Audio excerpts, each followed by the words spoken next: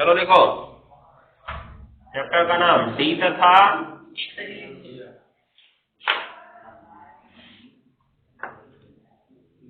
English जो अंदर कहीं गिरा हुआ है। डी तथा एफ ब्लॉक के तत्व कोष्ठक में लिख देना संक्रमण तत्व। और डी और एफ को एक ही साथ क्यों पढ़ा जा रहा है? क्योंकि डी के अंदर ही एफ को रखा गया है। ध्यान दिए ना, ये ऐसे लिख लो, संक्रमण तत्व तथा अंतः संक्रमण तत्व। हाँ, उसी में तो कोष्ठक ही काटना है ना, बहुत से काम किया तब। संक्रमण तथा अंतः संक्रमण तत्व, जो डी ब्लॉक वाले हैं उनको संक्रमण तत्व कहा जाता है, और जो एफ ब्लॉक वाले हैं इनको अंतः संक्रमण तत्व कहा जाता है। तो इनको संक्रमण तत्व कहने का कारण क्या है?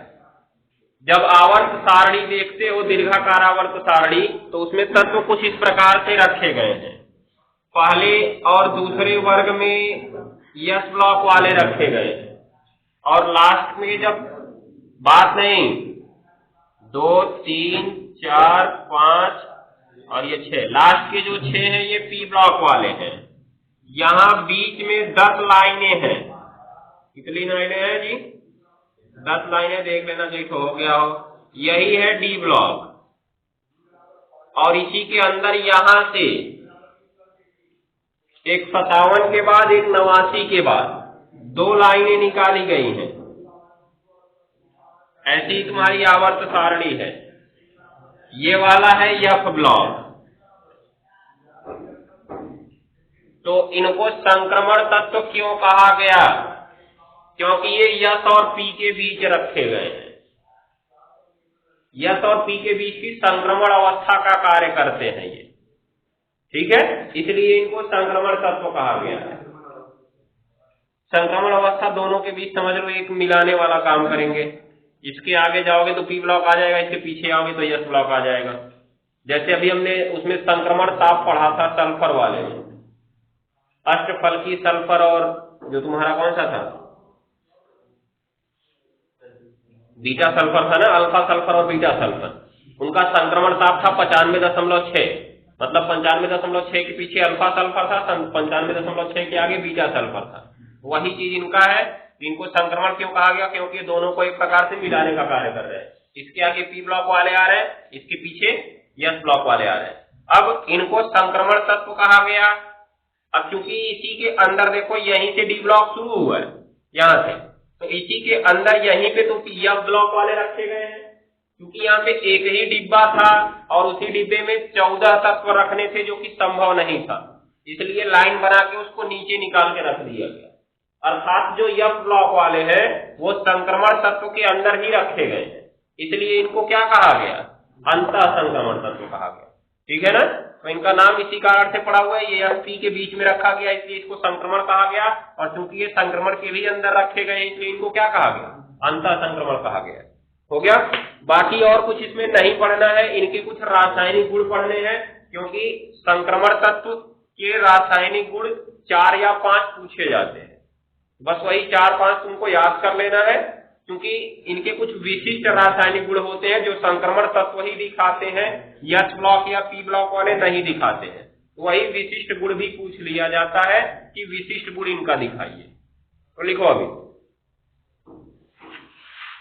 अंदर शुरू करो।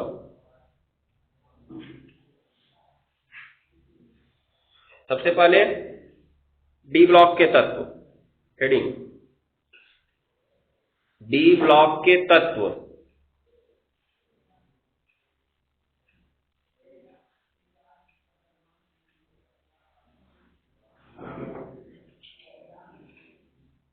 डी ब्लॉक के तत्व कोष्ठक में लिख देना संक्रमण तत्व। संक्रमण तत्व हो गया। सबसे पहले तो इनकी परिभाषा ज्ञात होनी चाहिए कि परिभाषा क्या है। डी ब्लॉक के तत्व किसे कहते हैं? एस ब्लॉक का तत्व किसे कहते हैं? जिनका अंतिम इलेक्ट्रॉन एस उपकोष में प्रवेश करता है। पी किसे कहेंगे? जिनका अंतिम इलेक्ट्रॉन पी उपकोष में प्रवेश करता है। तो डी किसे कहेंगे? जिनका अंतिम इलेक्ट्रॉन डी उपकोष में प्रवेश करता है। लेकिन बोलते समय एक चीज को और ध्यान में रखना है, Fe का परमाणु क्रमांक होता है 26। ये डी ब्लॉक का तत्व है। लिखो इसका इलेक्ट्रॉनिक विन्यास 1s2 2s2 2p6 3s2 3p6 4s2 3d6। ये टाइप से इसका इलेक्ट्रॉनिक विन्यास आया। अंतिम में देखो तुमको क्या दिखा, 3d दिखा, d दिखा ना, इसलिए फिक्स है ये डी ब्लॉक का तत्व है। लेकिन तनिक ध्यान दो, कौन सा वाला डी दिखा? 3 का डी दिखा ना। और इसमें बाहरी कोष क्या है ये बताओ? बाहरी कोष 4 है। सबसे बड़ी संख्या सामने वाली देख लो, क्या दिख रही है? 4। तो बाहरी कोष 4 है, परंतु अंतिम इलेक्ट्रॉन हमको 3 में दिखा। तो बोलने का तरीका हमारा बदल जाएगा कि वे तत्व जिनका अंतिम इलेक्ट्रॉन बाहरी कोष से एक अंदर वाले कोष के डी कोष में प्रवेश करता है। क्योंकि बाहरी कोष 4 है ना, 4 से एक अंदर कौन है? 3 के डी में प्रवेश किया है। दिखाई दे रहा है? तो वो डी ब्लॉक के तत्व कहलाते हैं। क्या बोलना है? जिनका अंतिम इलेक्ट्रॉन बाह्य कोष से एक अंदर वाले कोष के डी कोष में प्रवेश करता है, क्या कहलाते हैं? डी ब्लॉक के तत्व कहलाते हैं। चूंकि ये एस और पी ब्लॉक के बीच में रखे गए हैं, इसलिए इनको क्या कहते हैं? संक्रमण तत्व भी कहते हैं। हमारी ये पूरी परिभाषा हो जाएगी। तो अगर उसने पूछा संक्रमण तत्व किसे कहते हैं, तब भी हो गया। डी ब्लॉक तत्व पूछा तब भी हो गया। संक्रमण तत्व क्यों कहते हैं, तब भी हो गया ना। तो 3 सवाल का उत्तर हमको यहाँ से मिल जाएगा अगर इस तरह से हम लिखते हैं तो लिखो इसमें। और ये भी हो जाएगा कि संक्रमण तत्वों का अंतिम इलेक्ट्रॉन कहां प्रवेश करता है? बाह्य कोष से एक अंदर वाले कोष के डी उपकोष में। तो ऑप्शनल सवाल बन सकता है, ऐसे लिख देगा। देखो NS2, पहले तो ये सीधे गलत हो, NS पहले तो सीधे गलत हो गया ये। फिर ND, उसके बाद N-1D और उसके बाद N-2D। ठीक है। जहां N क्या है? जहां N होता है बाहरी कोष। ठीक। तो अब D तो 3 जगह दिख रहा है, दिखाई दे रहा है। हमारा कॉन्सेप्ट क्या है? बाहरी कोष से एक अंदर वाला कोष लेना है। बाहरी कोष से एक अंदर वाला कोष, अर्थात जब बाहरी कोष 4 था तो उससे एक अंदर क्या था? 3। बाहरी कोष 5 रहेगा तो उससे एक अंदर क्या रहेगा? 4। बाहरी कोष 6 रहेगा तो उससे एक अंदर क्या रहेगा? 7। 5 रहेगा। इसी प्रकार अगर बाहरी कोष N है तो उसका एक अंदर वाला कोष क्या होगा? N+1, N-1। तो कौन सा रहेगा? ये ऑप्शन सही रहेगा। तो ऐसे ही देगा, वहां पे थोड़ी बताएगा बाहरी कोष से एक अंदर, N-1 लिखेगा वो। समझ गए? तो ऐसे भी सवाल पूछा जाता है कि संक्रमण तत्वों का अंतिम इलेक्ट्रॉन कहां प्रवेश करता है? तो N-1D में प्रवेश करता है। हो गया ना? ये चीज को ध्यान देना है। तो लिखना शुरू करो। कहां तक लिखे? हाँ, इसके अंदर लिखो, दीर्घाकार आवर्त सारणी में वे तत्व, दीर्घाकार आवर्त सारणी में वे तत्व, दीर्घाकार आवर्त सारणी में वे तत्व जिनका अंतिम इलेक्ट्रॉन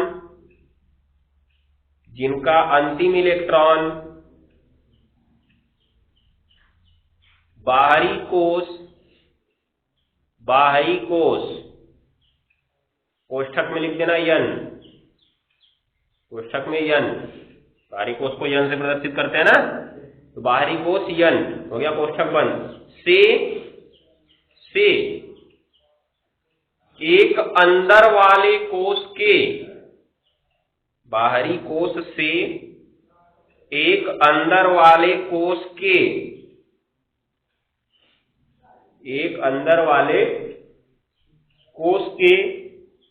डी उपकोष, एक अंदर वाले कोश के डी उपकोष, कोष्ठक में लिख देना, इस तरह से बना के लिख देना, कोष्ठक में n-1 डी, n-1 डी,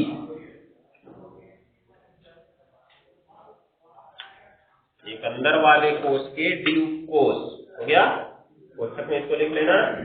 आगे लिखना, में प्रवेश करता है, में प्रवेश करता है, में प्रवेश करता है हो गया। डी ब्लॉक के तत्व कहलाते हैं, डी ब्लॉक के तत्व कहलाते हैं।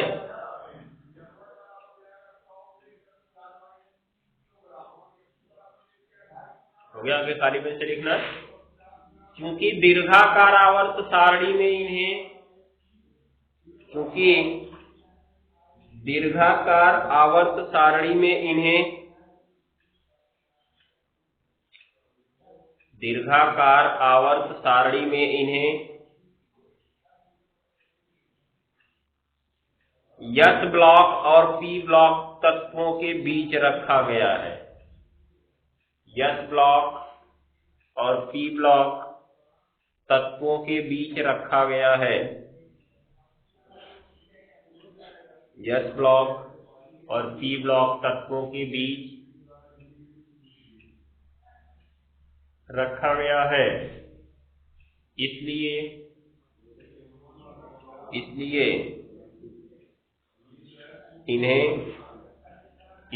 इन्हें संक्रमण तत्व भी कहते हैं, संक्रमण तत्व भी कहते हैं।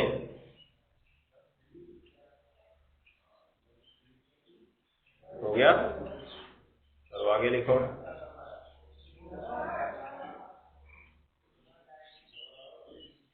सिंगल इंडिकेट पॉइंट,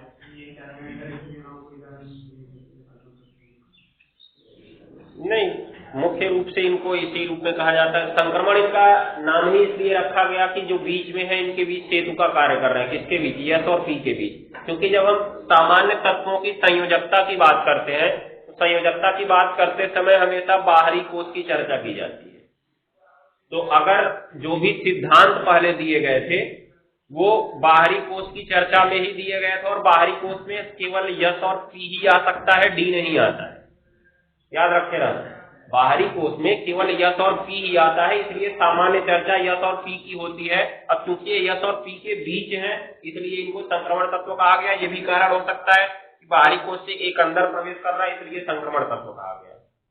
ठीक है ना, कोई और खास कारण नहीं है इनको संक्रमण तत्व कहने का। मतलब कोई ऐसा नहीं है कि इनका गुण इस प्रकार का होता है तब इनको संक्रमण तत्व कहा जाता है। गुण के आधार पर इनको संक्रमण तत्व नहीं कहा गया, बस यही यस पी के बीच रखे गए हैं, इसलिए इनको संक्रमण तत्व कह दिया गया है। और क्योंकि वो संक्रमण के भी अंदर रखे गए थे, इसलिए उनको अंतः संक्रमण कह दिया गया है। चलो देखो आगे, कहां तक लिखे? नीचे सिंगल इंडिकेट पॉइंट लिखो। सभी संक्रमण तत्व धातुएं होती हैं या धातुएं हैं, सभी संक्रमण तत्व धातुएं हैं।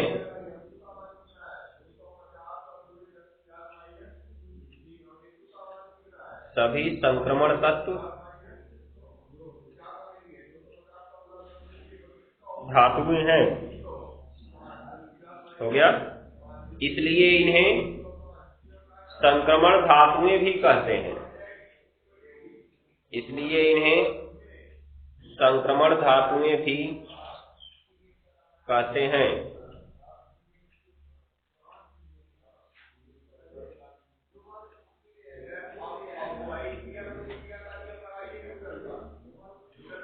हो गया। नीचे लिखना एक इंडिकेट पॉइंट काली पेन से। अंतिम इलेक्ट्रॉन की स्थिति के आधार पर, काली पेन से लिखना, अंतिम इलेक्ट्रॉन की स्थिति के आधार पर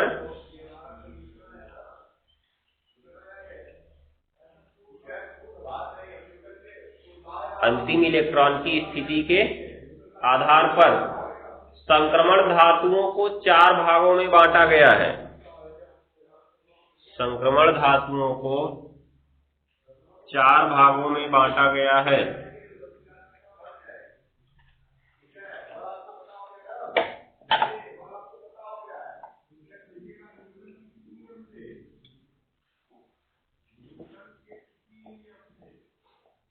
चार भागों में बांटा गया है। हो गया। पहला नंबर, क्योंकि देखो डी कोष की शुरुआत किस कोष से होती है? हमारे पास कोष तो शुरू हो जाते हैं एक से ही ना, फिर दूसरा कोष, फिर तीसरा कोष, चौथा, पांचवा, छठवां और सातवां। अब तक 7 हमारे पास हो चुके हैं, क्योंकि 7 आवर्त है ना, प्रत्येक आवर्त एक नए कोष को प्रदर्शित करता है, तो 7 आवर्त मतलब 7 कोष है। इसमें डी की शुरुआत कहाँ से होती है? पहले में तो डी नहीं रहता है, दूसरे में भी नहीं रहता है। डी की शुरुआत तीसरे से होती है, और 7वें में भी डी नहीं रहता है।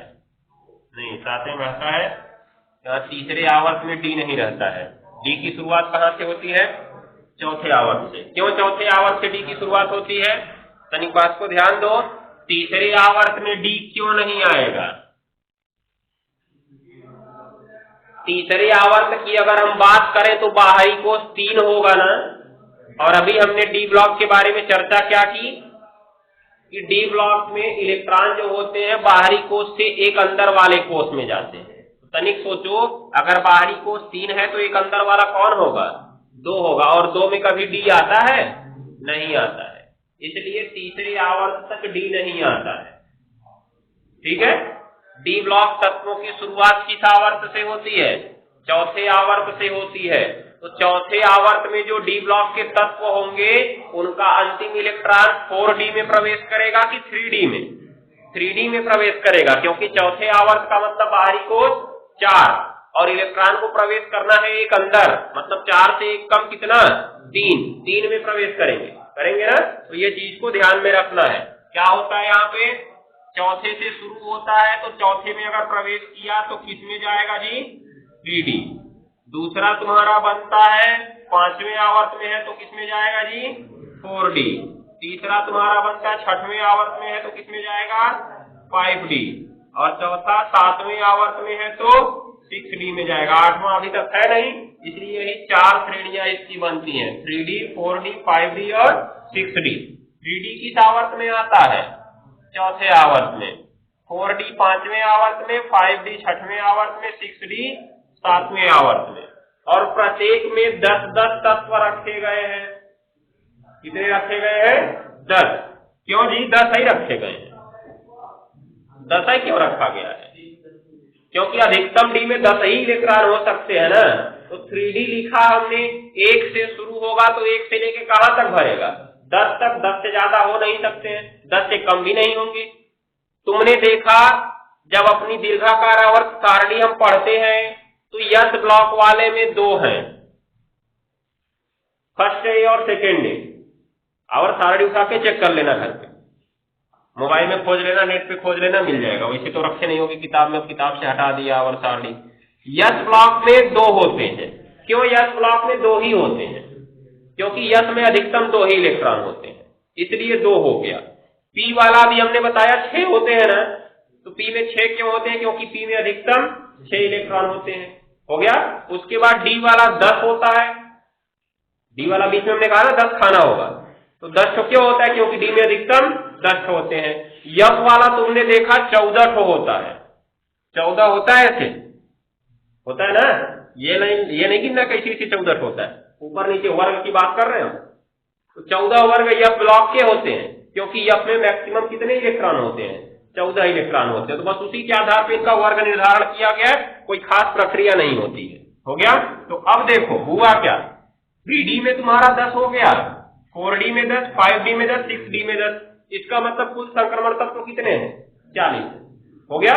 अब 40 संक्रमण तत्व है तो 40 का इलेक्ट्रॉनिक विन्यास तो लिखना संभव है नहीं। जैसे अभी हमने पीछे वाले में ये 7A वर्ग पढ़ा, 6A पढ़ा, 5A पढ़ा, तो उसमें कम से कम 3-3, 4-4 का लिख ले रहे थे।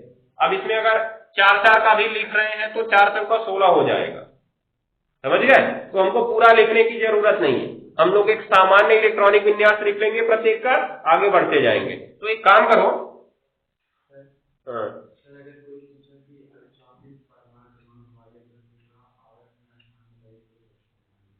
34 परमाणु क्रमांक वाले तत्वों का आवर्त में स्थान बताना है।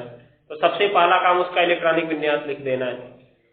इलेक्ट्रॉनिक विन्यास लिखोगे तो जैसे ही इलेक्ट्रॉनिक विन्यास लिखोगे तुमको ब्लॉक पता चल जाएगा, ब्लॉक पता चल जाएगा ना, क्योंकि अंतिम इलेक्ट्रॉन कहाँ पे प्रवेश कर रहा है तो तुरंत पता चल गया आपको। 34 का अगर है, इस तरह से हमने 34 का लिखा, 1s2, 11 में पढ़ाया गया ये, 2s2, 2p6, 3s2, 3p6, 4s2, 3d10, 4p4, 34 हो गया ये, दिखाई दे रहा है। अब अंतिम वाला कहां दिखा? P में, तो ये P ब्लॉक तत्व है, हो गया ना। अब तो P ब्लॉक में बहुत सारे रखे गए हैं, आगे बढ़ो, आवर्त इसका पता करो। जो सबसे बड़ी संख्या लिखी वही तो आवर्त होता है ना। अभी तुरंत पीछे चर्चा करके आ रहे हैं कि n बाहरी कोष होता है, जो बाहरी कोष है वही आवर्त है। तो सबसे बड़ी संख्या इसमें सामने क्या दिख रही है? 4 ही दिख रही है ना, ये दिख रहा है ना, अर्थात यही आवर्त है। मतलब आवर्त इसका कितना है? 4। बचा वर्ग। वर्ग कैसे पता करें? वर्ग के लिए हमें बाहरी कोष में इलेक्ट्रॉन पता करना पड़ता है। बाहरी कोष यहाँ पे कौन सा है? 4 में इलेक्ट्रॉन। तो 4 किसके किसके सामने दिख रहा है? ये 4s2 के सामने दिख रहा है, 4p4 के सामने दिख रहा है। तो 4s2 का और 4p4 का इलेक्ट्रॉन जोड़ लिया जाए। 4s2 में कितना है? 2 है, और इसमें कितना है? 2 और 4 मिलके कितना होता है? 6 होता है ना। अब चूंकि अंतिम वाला P में प्रवेश किया है ना, तो सामने A लग जाता है। 6A मतलब ये 6A वर्ग में रखा गया है। तो हम कह सकते हैं कि जो 34 परमाणु क्रमांक वाला तत्व है वो दीर्घाकार आवर्त सारणी के P ब्लॉक में चौथे आवर्त में और 6A वर्ग में रखा गया है। अभी यही D आ जाता तो D के लिए बाहरी 2 कोष जोड़ के उसमें से 8 घटा देते। बाकी सारी चीजें यही कॉन्सेप्ट होता। D दिखा तो D ब्लॉक, बाहरी कोष क्या है ये पता कर लो, आवर्त हो गया उसका, हो गया ना। उसके बाद ये वाला जो हमने लिखा यहाँ पे बाहरी कोष में इलेक्ट्रॉन, ये S और P के लिए है। किसके लिए है? S और P के लिए। अभी यहाँ पे D ब्लॉक का आ जाता, तो D ब्लॉक के लिए बाहरी 2 कोष का इलेक्ट्रॉन जोड़ते हैं। मतलब बाहरी कोष 4 है तो 4 के साथ साथ 3 का भी इलेक्ट्रॉन जोड़ा जाएगा। मतलब ये चौथे कोष का हो गया और ये तीसरे कोष वाला भी जोड़ा जाएगा, और जोड़ने के बाद उसमें से 8 घटा दिया जाएगा। कितना घटा देंगे? 8 घटाने के बाद जो संख्या आएगी वही उसका वर्ग होगा, जो संख्या आएगी वही उसका वर्ग हो जाएगा। ठीक है ना, ये चीज को ध्यान देना है। 8 क्यों घटाते हैं? क्यों घटाएंगे? क्योंकि जब हम D ब्लॉक तत्व खत्म करते हैं तो उसके आगे 6 ठो P वाला आता है ना, फिर उसके नीचे आते हैं तो 2 ठो S वाला आता है, तब फिर D शुरू होता है ना। तो 6 ठो इधर P, 2 ठो इधर S, 6 और 2 8 लोग बीच में घुस जाते हैं ना, उन्हीं 8 को कम करने के लिए 8 घटा दिया जाता है। समझ गए? तो अब इसका तरीका कभी किसी टाइम मिलेगा तो लिखवा देंगे पूरा, अगर समझना होगा तब। वैसे अभी जरूरी नहीं तुम्हारे लिए, हमारे लिए ये जरूरी है। अभी लिखो। हाँ तो लिखे, 4 भागों में बांटा गया है। पहला नंबर लिख लो, दूसरा नंबर, तीसरा नंबर, चौथा number. 3D, 4D, 5D, 6D, सामने श्रेणी लगा देना सबके। श्रेणी, 3D श्रेणी, 4D श्रेणी, 5D श्रेणी, 6D श्रेणी। और सब पता है तुम्हें किस किस आवर्त में आएंगे। 3D है तो चौथे आवर्त में आएगा, 4D है 5वें में आएगा, 5D है 6वें में, 6D है तो 7वें में।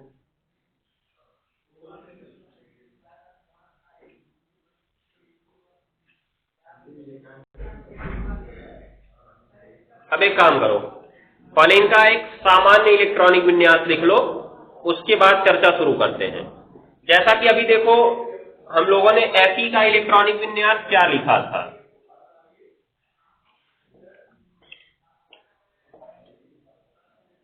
अभी देखो, जब हमको किसी तत्व के बारे में पूछा जाता है तो यस और पी ब्लॉक के लिए पूछा जाता है कि यस और पी ब्लॉक के तत्वों के बाह्य कोश का सामान्य इलेक्ट्रॉनिक विन्यास क्या होता है। अभी हमने पढ़ा ना, जब हम 5 से 6 से 7 में पढ़े हैं तो उसमें हमने पढ़ा कि नाइट्रोजन परिवार के तत्वों के बाह्य कोश का सामान्य इलेक्ट्रॉनिक विन्यास NH2 NP3 होता है। पढ़े हैं? हैलोजन परिवार के तत्वों के बाह्य कोश का सामान्य इलेक्ट्रॉनिक विन्यास NH2 NP5 होता है। पढ़े ना? जब हमने इसको पढ़ा तो डी ब्लॉक के लिए भी पढ़ना होगा। तो डी ब्लॉक का तो हमने देखा कि इलेक्ट्रॉन बाहरी कोश में न प्रवेश करके उसके एक अंदर वाले में प्रवेश कर रहा है ना। इसलिए डी ब्लॉक के लिए बाहरी कोश के इलेक्ट्रॉनिक विन्यास की चर्चा करने का कोई फायदा नहीं।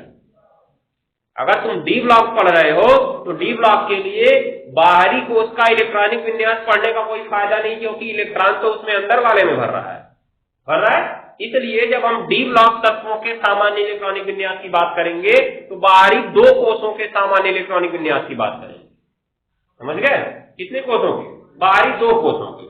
अब अगर तुमको बाहरी 2 कोश का उसने सामान्य इलेक्ट्रॉनिक विन्यास पूछा तो बनाना एकदम आसान है। कैसे करना?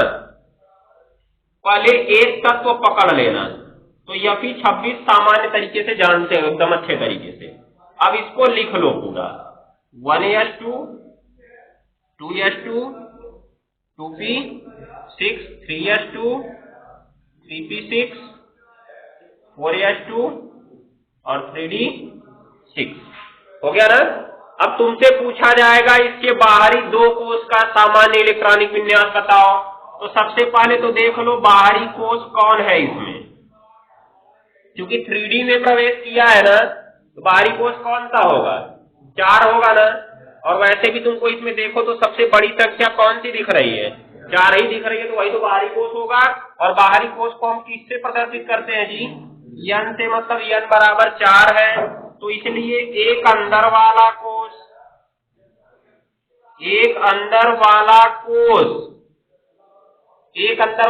मतलब n-1 ना। तो n-1 बराबर कितना है? 3 है। दिख रहा है? तो अब अगर सामान्य इलेक्ट्रॉनिक विन्यास बनाना चाहते हो तो जहां जहां 4 दिखा वहां n लिख दो, जहां जहां 3 दिखा वहां n-1 लिख दो, बाकी को छोड़ दो। समझ गए? कहने का मतलब तुमको इधर 3d6 दिखा ना, तो इसको लिख दो n-1d6 लिख दिए। 4s2 दिखा, 4 बाहर वाला है ना, तो इसको लिख दो ns2 दिखाई दिया। उसके बाद इसको लिख दो 3 है ना, क्या लिखोगे? n-1p6, ये भी 3 है ना, क्या है? n-1s2 हो गया ना। बाकी जो बचे इनको डॉट डॉट लगा के छोड़ दो। हो गया? तो ये डी ब्लॉक तत्वों के बाह्य 2 कोश का इलेक्ट्रॉनिक विन्यास हो गया। चाहे जिसमें बना लो यही बनेगा। अब यहाँ पे जो 2 दिख रहा है इसमें बदलाव होता रहता है। क्यों बदलाव होता है जी? क्योंकि जब तुम क्रोमियम 24 की बात करते हो तो कहते हो क्रोमियम अपवाद प्रदर्शित करता है। कॉपर 29 की बात करते हो तो कहते हो कॉपर अपवाद प्रदर्शित करता है। सिल्वर 47 की बात करते हो, कहते हो अपवाद प्रदर्शित करता है। गोल्ड 79 की बात करते हो, कहते हो अपवाद प्रदर्शित करता है। तो ये सारे अपवाद प्रदर्शित करते हैं। कैसे प्रदर्शित करते हैं? देखो, क्रोमियम का हम समझ लेते हैं। क्रोमियम का होता है 24।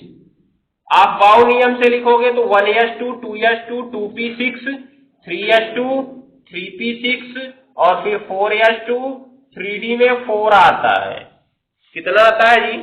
3d में 4। अब क्योंकि d में कुल इलेक्ट्रॉन कितना आते हैं? 10 आते हैं। 10 का आधा क्या होता है? 5। तो पिछली कक्षा में हमने पढ़ा था कि पूरा भरा उपकोष चाहे आधा भरा उपकोष ज्यादा अस्थायी होता है। ठीक है ना? मतलब पूर्ण तथा अर्धपूर्ण, अर्थात किसी के पास पूरा भरा जैसे डी में कहे या तो 10 हो या तो 5 हो तो वो ज्यादा अस्थायी होगा। यहाँ पे कितना दिख रहा है? 4। अगर इसको 1 मिल जाए तो अस्थायी हो जाएगा ना। तो कहां से मिलता? बाहर से लेगा तब तो ऋणावेश बना लेगा। और धातुएं कभी ऋणायन नहीं बनाती है, जानते हो। अर्थात मिलने वाला इलेक्ट्रॉन कहीं बाहर से नहीं मिलेगा, यहीं कहीं अंदर से अदला बदली होगी। ठीक है, कहां से अदला बदली होती है? यहीं से एक इलेक्ट्रॉन निकलता है और किसमें चला जाता है? डी में चला जाता है। तो तुमने देखा यहाँ पे 4s1 हो गया ना, जबकि सामान्य में हमने खाली कितना लिखा है? 2 लिखा है, दिखाई दे रहा है, इसलिए यहाँ पे बदलाव हो सकता है। उसके बाद एक तुम्हारा एजिस 47, एजिस पहले पैलेडियम का 46 होता है। 46 में जब जाओगे तो उसका तुम्हारा मिलता है 1s2, 2s2, 2p6, 3s2, 3p6, 4s2, 3d10, 4p6, 5s2, कितना हो गया? 30 6 36, 29 हुआ। अभी 46 जाना है ना, 29 8 46, अभी 8 जाएगा लास्ट वाले में, इसमें जाएगा 4d8 ना, 4d8 हो गया। तो इसमें क्या होता है? 8 है, उसको कितना करना है? 10 करना है ना, तभी तो ज्यादा स्थायी हो पाएगा। तो वो दोनों निकाल लेता है इसका, और ये 5s बेचारा 0 हो जाता है और ये 4d10 लेके मस्त हो जाता है। समझ गए? अब देखो, यस वाले में 0 भी हो सकता है, 2 तो हमेशा रहेगा, मतलब 2 कॉमन रूप है कि 2 सामान्य रूप से रहेगा सब में। लेकिन जब अपवाद होगा तो 1 भी हो सकता है और क्या हो सकता है? 0 भी हो सकता है। इसलिए सामान्य जब लिखते हैं तो यस में यहां लिखते हैं 0 से लेके कितना? 2 तक। और डी वाले में क्या हमेशा 6 ही रहेगा? डी में हमने कहा कहां से कहां तक भरेगा? 1 से शुरू होगा और कहां तक भरेगा? 10 तक भरेगा। तो डी वाला क्या लिखेंगे? 1 से 10 तक लिखेंगे। तो यही इनके बाहरी 2 कोष का सामान्य इलेक्ट्रॉनिक विन्यास है। हो गया ना? अब अगर तुम 3D श्रेणी की बात करोगे, 3D, तो बाहरी कोष इसका कौन सा होगा? 3D किस आवर्त में आएगा? 4 में आएगा ना। तो n का मान यहाँ 4 रख देना, रख दोगे तो 4 में से क्या? 3s2, 3p6, फिर 4s 0 से 2 होगा ना। उसके बाद फिर यहाँ पे 3D 1 से 10 हो जाएगा। तो 3D वाले का सामान्य हो गया। जब 4D रखेंगे तो बाहरी कोष क्या आएगा जी? 5 आएगा। 5 वाले का लिख लेना, ये 4s2, 4p6, 5s 0 से 2, फिर 4D 1 से 10 उसका हो जाएगा। ऐसे इसका वाले का बना देंगे, ऐसे इसका बन जाएगा, हो जाएगा। तो पहले ये सामान्य वाला लिख लेते हैं, फिर सभी श्रेणियों का अलग अलग लिखते चलेंगे हेडिंग के रूप में, हो जाएगा। तो लिखो पहले काली पेन से नीचे, काली पेन से लिखो, डी ब्लॉक तत्वों की, ये पूछा गया सवाल है, बाहरी 2 कोष का सामान्य इलेक्ट्रॉनिक विन्यास।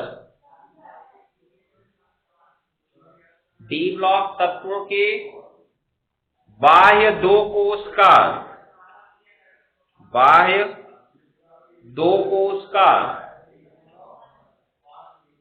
सामान्य इलेक्ट्रॉनिक विन्यास, बाह्य 2 कोष का सामान्य इलेक्ट्रॉनिक विन्यास, सामान्य इलेक्ट्रॉनिक विन्यास, डॉट डॉट, क्योंकि भीतर वाला तो सब में वैसा ही रहेगा, dot dot n-1 s2, n-1 p6, ns 0 से 2, n-1 d 1 से 10, 1 से लेकर 10 तक कुछ भी हो सकता है डी में।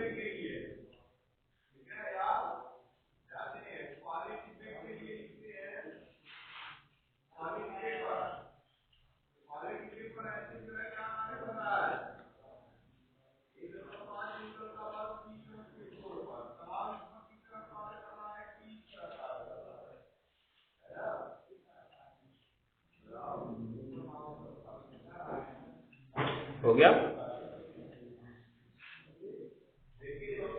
बस अब पहली हेडिंग लिख देना, नीचे पहली हेडिंग लिखो 3D श्रेणी। अब इनको थोड़ा विस्तार से पढ़ेंगे, कौन कौन तत्व रखा गया इनमें। हाँ होता है, लिख लो। तो इसको याद कर लेना, इसी में मान रखते जाओ, मिलता जाएगा। 3D वाला रखना है तो 4 रख देना n का मान, ठीक है ना। 4D वाला रखना है तो n का मान 5 रखना होगा। 5D रखना है तो n का मान 6 रखना होगा। 6D रखना है तो n का मान 7 रखना होगा। इसमें रख दोगे बाहरी दो को, उसका अपने आप तुमको मिल जाएगा, रटने की जरूरत नहीं पड़ेगी सबको, ठीक है ना। जिसका पूछेगा, और अगर केवल डी ब्लॉक का सामान्य पूछा तब तो इसी को लिख देना है, हो जाएगा। बाकी चीजें कल करते हैं अब।